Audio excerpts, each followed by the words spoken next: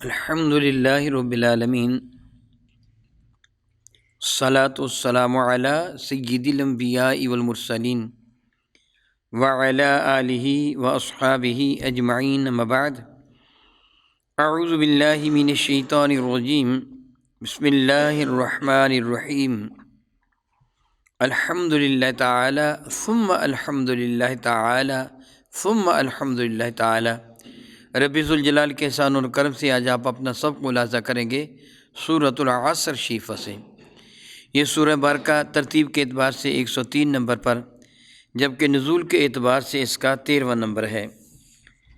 یہ سورہ بارکہ مکہ مکرمہ میں نازل ہوئی۔ اس میں 3 آیات بارکہ، 14 کلمات اور 68 حروف ہیں صحاب خزائن کے مطابق۔ ملاحظہ کیجیے گا، اعوذ باللہ من الشیطان الرجیم، بسم اللہ الرحمن الرحیم، والعصر، اور قسم ہے عصر کی۔ عصر سے مراد کیا ہے؟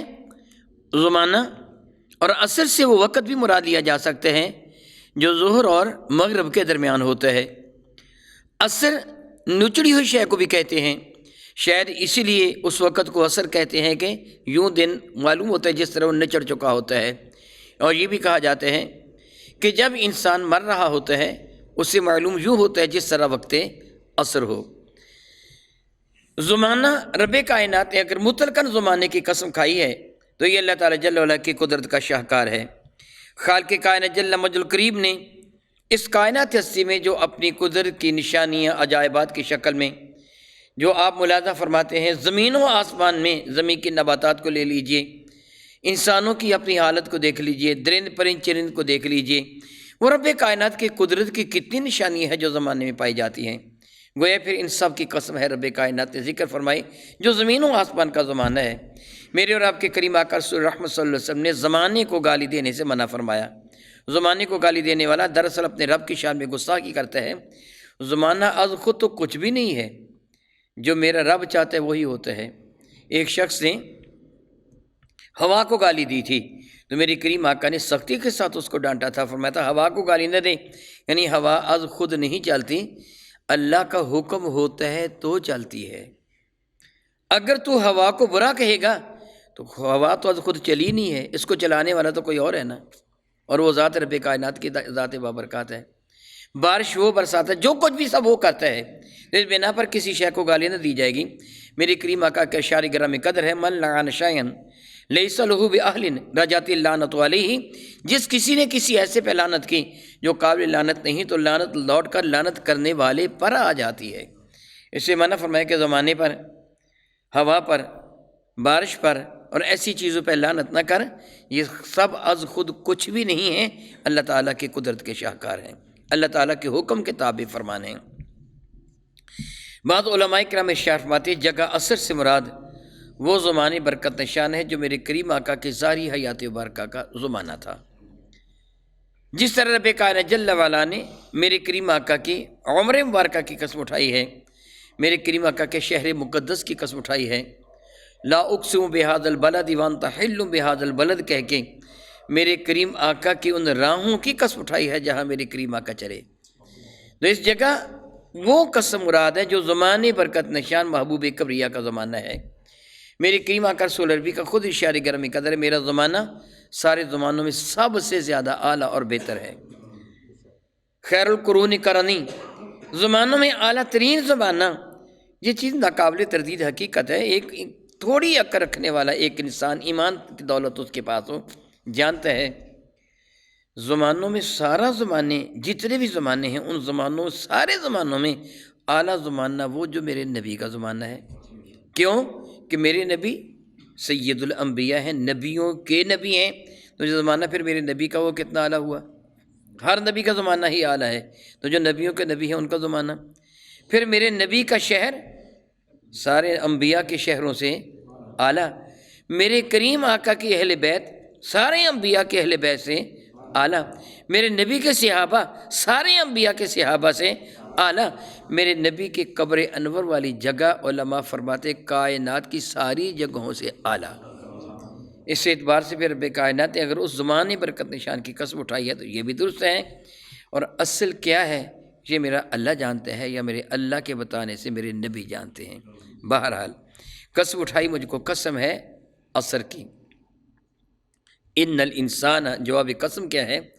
بے شک انسان لفی خسر، یہ گھاٹے میں ہے، خسارے میں ہے۔ امام شافعی رحمۃ اللہ تعالی علیہ ارشاد فرماتے ہیں یہ مختصر سی نظر آنے والی سورہ مبارکہ اپنے مضمون کے اعتبار سے اتنی عظیم ہے کہ اگر کوئی آدمی پورے کے پورے قرآن مجید فرقان مجید پر عمل نہ بھی کرے، صرف ایک سورت پر عمل کر لے تو سب قرآن پہ عمل ہو گیا۔ کتنا بڑا یہ قرآن مجید فرقان حمید فصاحت و بلاغت کے اعتبار سے کتنی عظمت پر یہ فائز ہے۔ بڑے بڑے شاعران فصاحت و بلاغت اہل عرب اس کے سامنے گنگے ہو گئے تھے۔ میں نے پڑھا عامر ابن العاص ایمان نہیں لائے تھے، اس وقت کافر تھے، مسلمہ کذاب کو ملنے کے لیے گئے۔ مسلمہ کذاب نے میرے نبی کی شام نے گستاخی کر کے کہا وہ جو تمہارا صاحب ہے اس پہ کوئی نئی بات نازل ہوئی ہے؟ تو انہوں نے جواب دیا، عامر ابن العاص نے اس وقت جواب دیا جب یہ کافر تھے، میرے نبی کے بدترین دشمنوں میں سے ایک یہ تھے عامر ابن العاص۔ ان کا باپ عاص بن وائل پرلے درجے کا خبیث انسان تھا، وہی ہے جو ہڈیوں کو انگلیوں سے مسلتا ہوا مذاق کرتا تھا، میں یحیی العظام وہی رمیم، وہی شخص جس سے حرم کعبہ کے پردے کو پکڑ کر کہا تھا اگر یہ نبی سچ ہے تو آسمان سے ہم پہ پتھروں کی بارش نازل کر، اسی کے بیٹا تھے ہمارے، اپنے باپ کی طرح یہ بھی میرے نبی کے دشمن تھے۔ وہ تو رب کریم نے احسان فرمایا کہ میرے کریم کے دامن کرم سے وابستہ ہو گئے، عزت و عظمت کی بلندی پہ چلے گئے۔ اس زمانے کی بات ہے جب یہ کافر تھے، مسلمہ کے پاس ملنے کے لیے گئے تو مسلمہ نے میرے نبی کے بارے میں پوچھا۔ عمر ابن العاص کا جواب یہ تھا اس پر اتنی فصیح و بلیغ صورت نازل ہوئی ہے، بظاہر وہ چھوٹی ہے مگر وہ علم و حکمت کا بہتا ہوا سمندر ہے۔ یہ کس نے کہا تھا؟ جو کافر تھا، جو منکر تھا میرے نبی کا۔ اس سے کہا سنا تو انہوں نے یہ سورہ مبارکہ سنائی، اور اس کے جواب نے اس میں کہا کہ مجھ پر بھی ایک سورت نازل یا وبر وما وبر وغیرہ وغیرہ اس نے پڑھا، تو کہنے لگا دیکھا میں نے کیسی سورت تجھے سنائی؟ فرمانے لگے مسلمہ مانتا میں اس کو تو بھی نہیں ہوں لیکن تو اس کے پاؤں کی خاک کے برابر بھی نہیں ہو سکتا۔ وبر کسے کہتے ہیں؟ بلی کی طرح کے ایک جانور ہوتا ہے جس کے لمبے لمبے کان ہوتے ہیں، گویا تو وہ ذلیل جانور کی طرح بھی نہیں ہے، اور وہ تو عزت و عظمت کی بڑی بلندی پہ فائز ہے۔ دیکھیے اللہ کیا فرماتا ہے، ان الانسان لفی خسر، انسان مسلسل خسارے میں ہے، بنیادی طور پر اس کی یہی حالت ہے، اگرچہ اللہ تعالیٰ نے اس کو احسن تقویم فرمایا ہے۔ ثم رددناہ اسفل سافلین بھی فرمایا، پھر اس کو پلٹا دیے ہے دوسری جانب۔ اب ہر انسان اگر خسارے میں ہے تو اس کے بعد اس کو کیا ہونا چاہیے؟ اللہ تعالیٰ جل وعلا نے آخر ارشاد فرمایا الا الذین آمنوا، مگر خبردار ان انسانوں میں ایمان والے شامل نہیں ہیں، وہ خسارے میں نہیں ہیں، ان کے مرتبے بلند سے بلندتا رہے ہیں۔ پتہ کیا چلا؟ اگر تو دامن مصطفیٰ کریم سے وابستہ نہیں ہے تو تیری زندگی گھاٹے میں ہے، خسارے میں ہے۔ جو سانس تو لے رہا ہے، ہر سانس تیرے پاس معاذ اللہ تعالیٰ کا غیظ و غضب لے کے آ رہا ہے، تیرے گناہوں میں اضافہ ہوتا چلا جا رہا ہے، اور اگر تو صاحب ایمان ہے تو تیرا ہر سانس اپنے دامن میں نیکی لے کے آ رہا ہے۔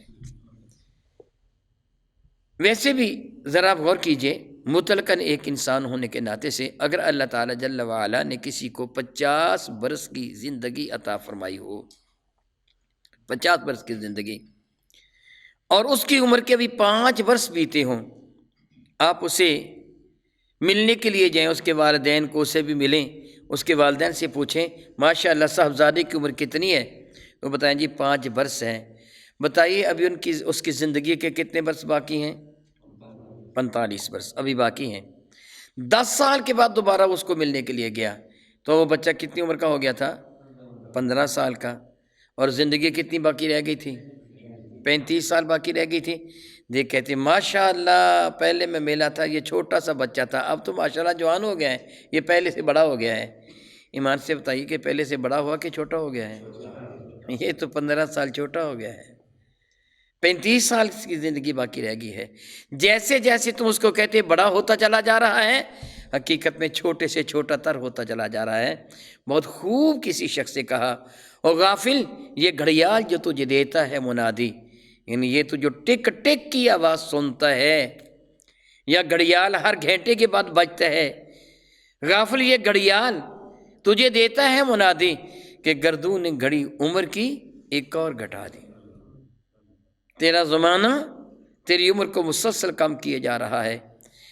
اگر کسی کے مقدر میں اللہ تعالیٰ نے 10 لاکھ سانس رکھے تھے، جیسے جیسے وہ سانس لیے جا رہا ہے کم ہوتے چلے جا رہے ہیں نا، تیزی کے ساتھ گرتا جا رہا ہے نا نیچے سے نیچے. ایک وہ وقت آ جائے گا جب یہ آخری سانس لے گا.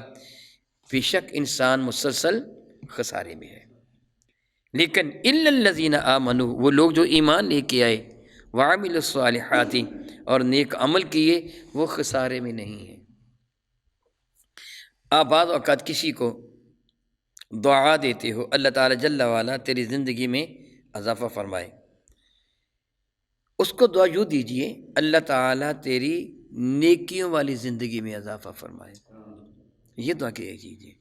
بعض اوقات آپ کسی کو مبارکباد کے انداز میں کہتے ہیں، یار بڑی لمبی عمر ہے تیری، ابھی تیرا ذکر ہو رہا تھا اور تو آ بھی گیا، تو جواباً فوراً کہہ دیجئے، اللہ کرے میری نیکیوں والی عمر لمبی ہو.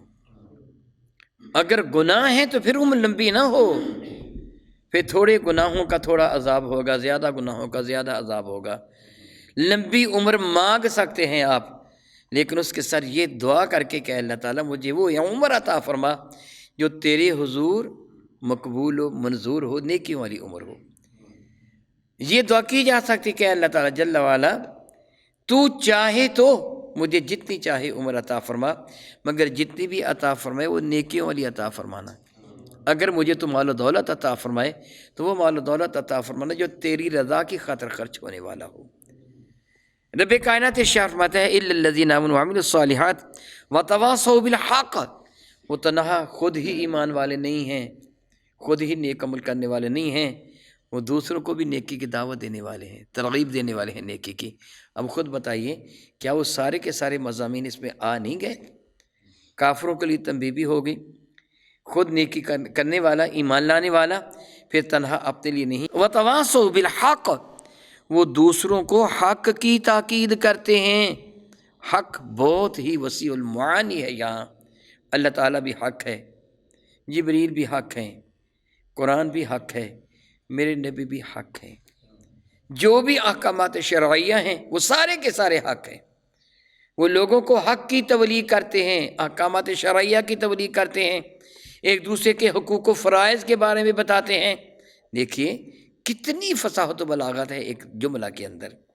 وہ لوگوں کو حق ادا کرنے کی، اللہ تعالیٰ جل وعلا کا حق ہو، اللہ کے نبی کا حق ہو، بہن بھائیوں کا ہو، ماں باپ کا ہو، خاوند کا ہو، بیوی کا ہو، وہ حق اللہ ہو یا حق العباد ہو، وہ سارے کے سارے حق ادا کرنے کی نصیحت کرتا ہے. وتواصوا بالصبر، اور وہ ایک دوسرے کو کس کی نصیحت کرتے ہیں؟ صبر کی. سبحان اللہ و بحمدہ، سبحان اللہ و بحمدہ. فصاحت و بلاغت دیکھیے. جب کوئی بندہ کوئی حق ادا کرے گا، ضروری نہیں کہ دوسرا بھی حق ادا کرے، دوسرا زیادتی بھی کر سکتا ہے. میرے کریم آقا رسول عربی شفیع معظم رحمت عالم سے کسی شخص نے عرض کیا تھا، یا رسول اللہ آپ والدین کے حقوق کے بارے میں ارشاد فرماتے ہیں، ان کے فرائض بھی تو ہیں نا، اگر میرے باپ میرے ساتھ زیادتی کریں تو پھر میں کیا کروں؟ میرے کریم آقا نے 3 مرتبہ فرمایا تھا، یظلم و یظلم و یظلم، اگرچہ وہ زیادتی کرے، اگرچہ وہ زیادتی کرے، اگرچہ وہ زیادتی کرے، تجھے اپنی ذمہ داری ادا کرنا ہوگی. اس سے اس کے بارے میں پوچھا جائے گا، تجھ سے تیرے بارے میں پوچھا جائے گا. جب تو اپنا حق ادا کرے، کوئی تجھے تیرا حق نہ دے، پھر جواباً کیا کرنا ہوگا؟ صبر. جواباً کیا کرنا ہوگا؟ سبحان اللہ. کتنا پیارا جملہ ہے کہ تو حق ادا کر اور اپنے حق کے لیے صبر کر، تیرا اجر تیرے رب کے پاس ہے. اور پھر جب حق پہ تو چلے گا، سیدھی راہ پہ تو چلے گا، تو راستے میں کتنی رکاوٹیں آئیں گی. جب لوگوں کو نصیحت کرے گا کتنے تانے ملیں گے. ان سب کے مقابلے میں تو کیا کرے گا؟ صبر کرے گا۔ گویا اس کے مضامین کتنے اعلیٰ ہیں، بظاہر مختصر ہیں، مگر دیکھیں اپنے اندر کتنی جامعیت یہ رکھتی ہے کہ لوگوں کے سامنے احکامات شرعیہ بیان کر، تبلیغ کر، اور آنے والی ساری کی ساری مصیبتوں کے مقابلہ میں صبر و استقامت کا دامن نہ چھوڑنا۔ پھر کیا ہوگا؟ اسوہ مصطفیٰ پر عمل کرنے کا اللہ تجھ کو اجر عطا فرما دے گا۔ انبیاء نے ایسے ہی کیا نا کہ نیکی کی، اللہ اور تعالیٰ جل وعلا کی توحید کی دعوت دی، نیکی کی طرف لوگوں کو بلایا، اور جب ان کو ستایا گیا تو انہوں نے پھر صبر فرمایا۔ گویا اللہ تعالیٰ جل مختصر سی صورت میں بہت کچھ ارشاد فرما دیا۔ الحمدللہ الحمدللہ۔ دیکھیے ہمارا دین کتنا پیارا ہے، اور ہمارے نبی کتنے پیارے ہیں، اور یہ قرآن کتنا پیارا ہے۔ اللہ تعالیٰ کی حضور دعا کرتا ہوں رب کائنات ہمیں قرآن مجید فرقان میر کو صحیح طریقے سے پڑھنے، سمجھنے اور اس پر عمل کی توفیق عطا فرمائے، آمین۔